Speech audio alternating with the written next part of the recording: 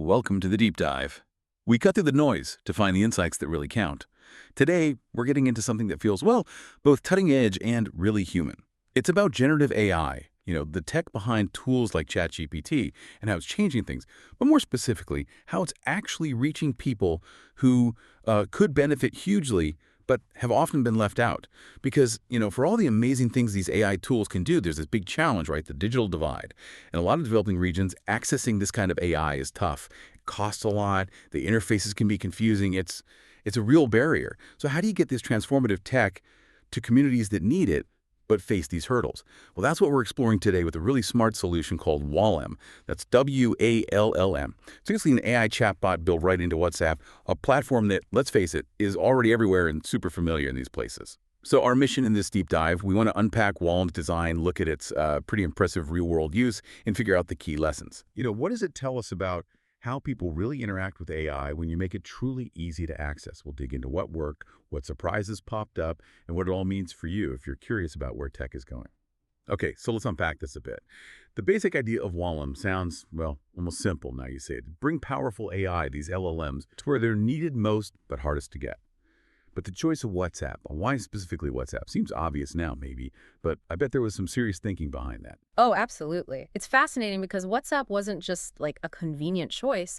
It was strategically vital for these regions. I mean, think about it. It's already massively used, right? It supports tons of languages straight away, which is huge.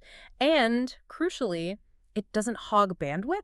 That's a massive plus where internet is pricey or just flaky. Right, reliability is key. Exactly. And it works smoothly even on phones that aren't the latest, most powerful models, which are often the only computers people have. So all that means it's a familiar interface. People already know how to use it. It gets around a lot of the headaches you see with new apps, especially for folks who aren't, super tech savvy. Yeah, it just lowers that initial hurdle.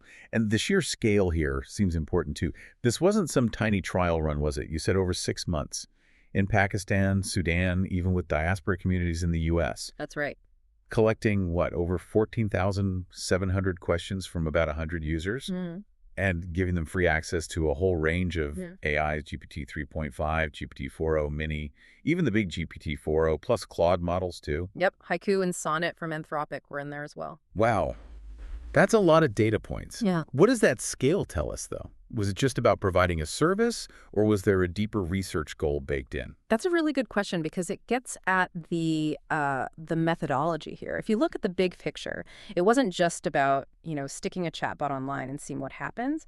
By offering this mix of models, some faster and lighter like GPT 3.5, others more advanced like GPT 4, the researchers could actually test different AI capabilities in the real world. It was very much a systematic study. They were actively trying to figure out user needs, how people interacted, stuff that most general chatbots aren't really set up to capture. They were learning, iterating, not just serving up answers. Okay, that makes sense. So it wasn't just passive Q&A. What did the team actually do inside Wallem to maybe make the AI feel less like a machine and really get users involved? Because engagement seems like a big part of this story. Exactly. And these engagement features, they were critical. They give us some amazing insights. Take the top question of the day. They call it top Q. It was just a daily push message, right? But it featured an interesting question someone else had asked, sparked a bit of curiosity, and had a link back to the main menu. The impact was, well, pretty stunning, actually. On days, they sent a top Q. They had twice the number of active users compared to other days. Twice as many, just from one message. Yeah. And get this. 2/3 of all user activity happened within 24 hours of that top Q going out. Wow. So it wasn't just a reminder. It really tapped into that, natural curiosity, maybe a bit of FOMO. It created a kind of daily check-in habit.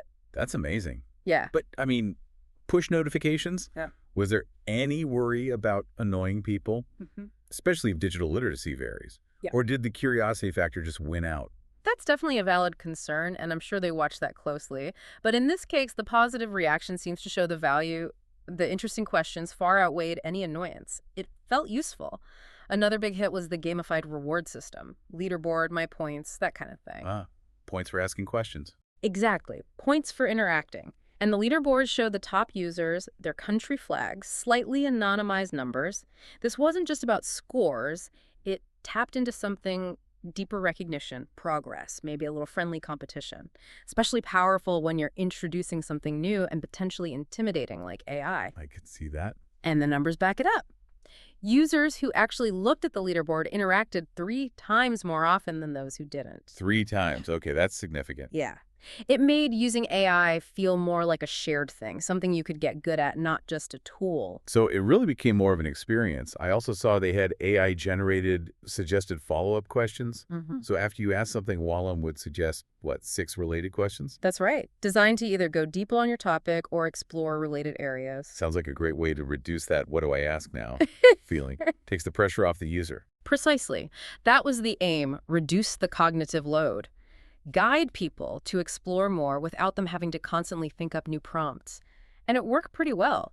Once users asked for follow-ups, there was a 58% chance they'd click to see the answer to at least one suggestion. Over half. Yeah.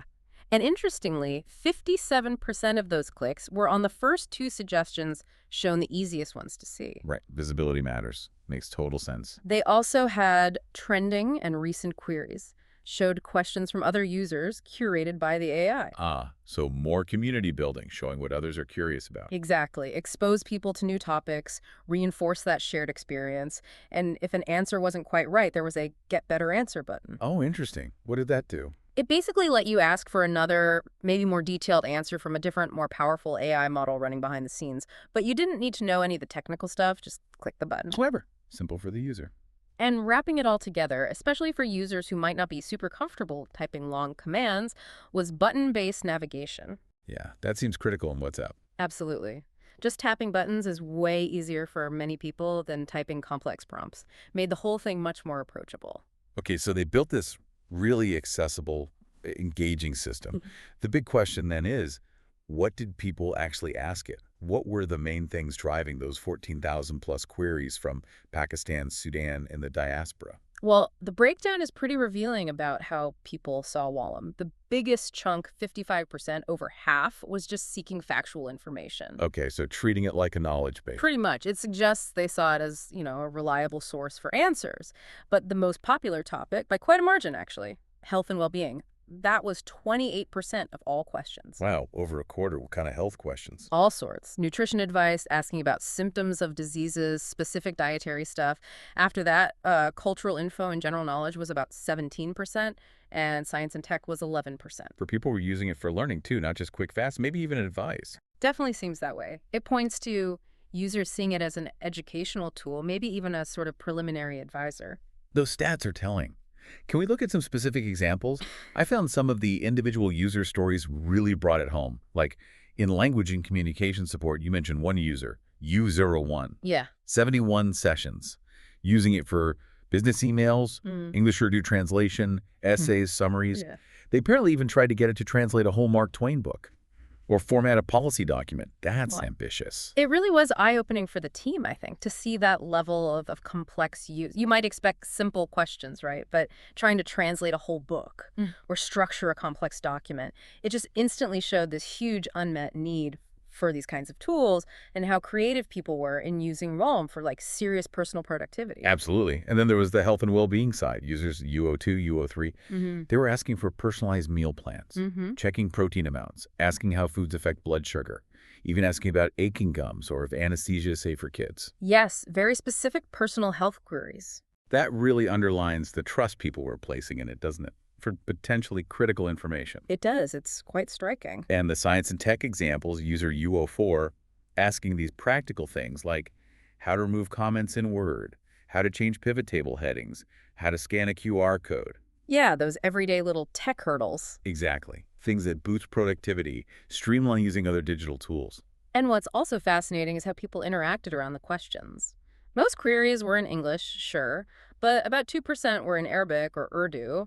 Often people would first ask if Wallem could understand them. Testing the waters. Shows they hoped it could be multilingual. Right. But even more interesting, maybe, was the humanizing aspect. People would sometimes use greetings like, hey, or what is up? Someone even apparently said, I love you. Really? Yeah. And they showed curiosity about Wallem itself, asking things like, how long is your guideline prompt? So seeing it as more than just a tool, like an entity they could interact with. Exactly, which is quite common with chatbots, but telling here. Well, Oh, and one other thing. A significant chunk, 22% of the queries, actually needed context from earlier messages to be answered properly. Right, the classic chatbot memory problem, keeping the conversation thread going. Precisely. That remains a challenge, even with these powerful models. Okay, so lots of success in getting people engaged, using it for practical things. But what's the big takeaway here? Wallem clearly did a great job making AI accessible, but it sounds like it also brought some really crucial challenges to the surface, especially for deploying AI in developing regions. These seem like really valuable lessons. Absolutely. And this brings us to probably the most critical point, the double-edged sword of trust. On one side, yes, users trusted Wallem for facts, even personal advice. That's great, shows the design worked, the AI was useful. But, and this is a big but, 9% of its answers had inaccuracies. Hallucinations, essentially. 9%, that sounds fairly high. It's significant, yeah. But here's the really worrying part. 2/3 of those wrong answers. Users didn't challenge them. They just seemed to accept them. Wow.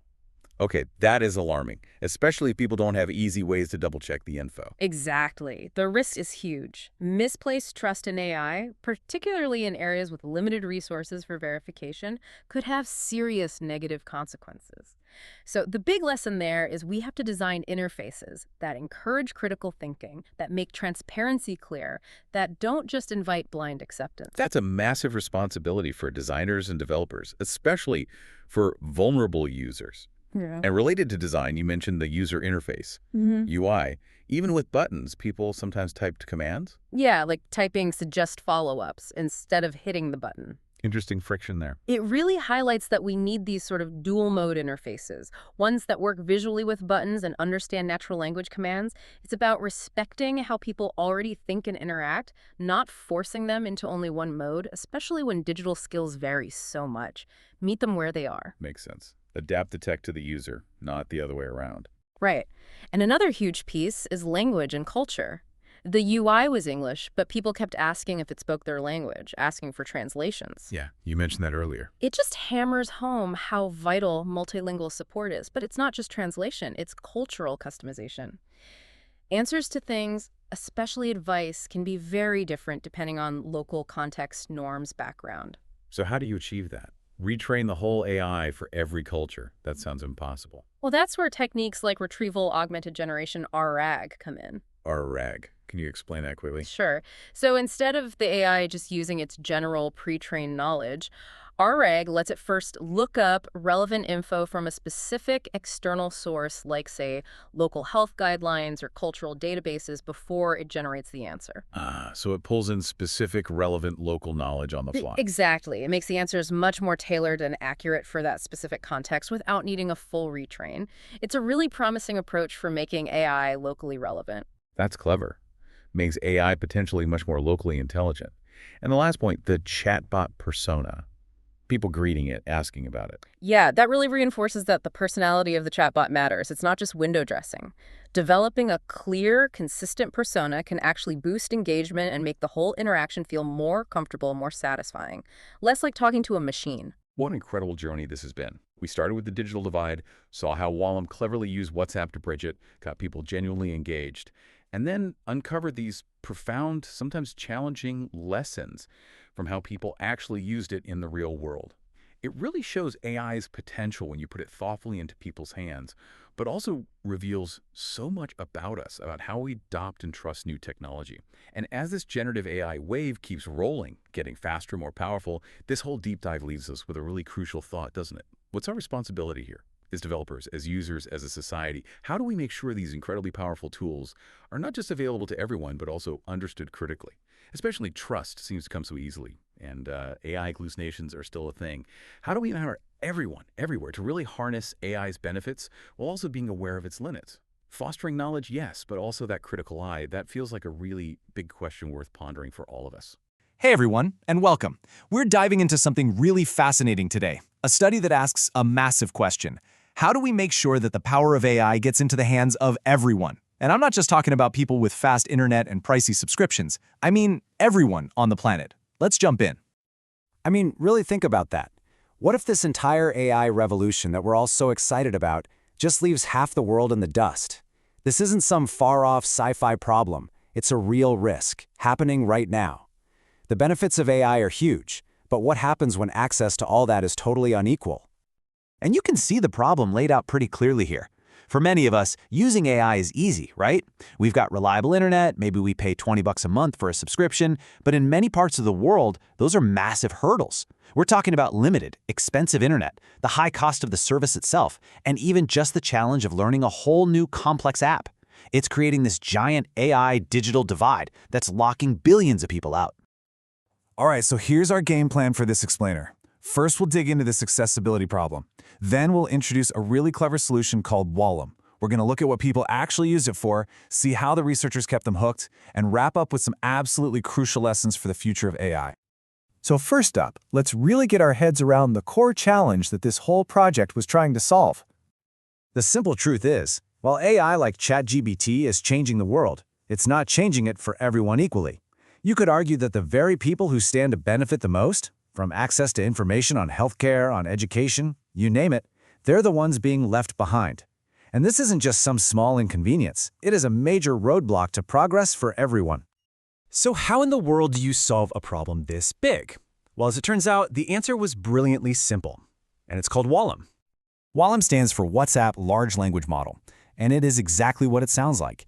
It's a free AI chatbot that works completely through WhatsApp. Think about that. No new app to download, no confusing interface to learn. It's just a simple conversation on a platform that billions of people already use and trust every single day. And choosing WhatsApp? That was just a stroke of genius. It's everywhere in developing regions. It sips data instead of guzzling it, which is a huge deal. It works perfectly fine on older, more basic phones, but most importantly, it's familiar. It meets users exactly where they are, which just vaporizes the barrier to entry. But Wallem wasn't just some simple question and answer bot. No, the researchers built in some really smart features to keep people coming back. Things like a top question of the day to spark curiosity, suggested follow-ups to keep the conversation going, and even a leaderboard and reward system to make it fun and build a little community. Okay, so what happened when they actually launched this thing for 6 months with real users? Well, the results were just incredible, and they revealed what people truly want from AI when you finally give them a chance to use it. The findings were honestly stunning. People weren't asking for funny poems or business ideas. The #1 category, by a long shot, was health and well-being, almost a third of all questions. People were asking for advice on nutrition, about symptoms of diseases. They were treating this chatbot like a trusted source for really critical information. Just look at this. This is a real, anonymized question from the study. This isn't a trivial thing you just Google. This is a parent reaching out for actual advice on a deeply personal family issue. It shows you the incredible level of trust and the real-world needs that users were bringing to this platform. And that gets us to a really crucial point. A full 55% of all questions were seeking factual information. This wasn't a toy people were just playing with. They were actively using Wallem as a tool for knowledge, as a source of truth to help them navigate their lives. So, we know users were coming to the platform for serious information. But what kept them coming back? Well, this is where the researchers got really clever about boosting engagement. Remember that top question of the day feature? This one simple daily message had a massive impact. On the days when that message was sent out, the service had literally twice as many active users. It was just a simple little nudge that served as a powerful reminder to jump back in. And the leaderboard, get this had an even bigger effect. Users who actually checked out the leaderboard to see their rank, they interacted with the chatbot 3 times more than those who didn't. It's just amazing proof that a little bit of gamification can be a really powerful motivator. So, what does this all mean for the future of AI, especially for anyone building these tools for a global audience? Well, this study uncovered some absolutely vital lessons. And here we get to the most important and honestly the most dangerous finding of the whole study. It's this critical tension. On one side, you have users placing immense trust in the AI for life and death advice. But on the other side, we know that these models can and do make mistakes. They hallucinate, confidently stating wrong information as if it's a fact. And this creates a huge dilemma. People saw Wallem as a trustworthy expert. But when the AI did get something wrong, users almost never challenged it. A staggering 2/3 of errors went completely uncontested. People just believed what the bot said, even when it was factually incorrect. And that is a serious problem. So this brings us to 3 huge takeaways for anyone building AI. First, we have to calibrate user trust. We need to design systems that encourage people to think critically, not just believe blindly. Second, you have to customize for local culture and context to make the AI more relevant and accurate. And third, and this is the big lesson from Wallem, always design for familiarity. Meet people where they already are. Ultimately, the Wallam project proves that we absolutely can bridge the AI digital divide. But it also leaves us with this profound question we all have to think about. As we connect the entire world with this incredible technology, how do we make sure the AI we build is not just smart, but that it's also responsible, ethical, and truly trustworthy for every single person who uses it?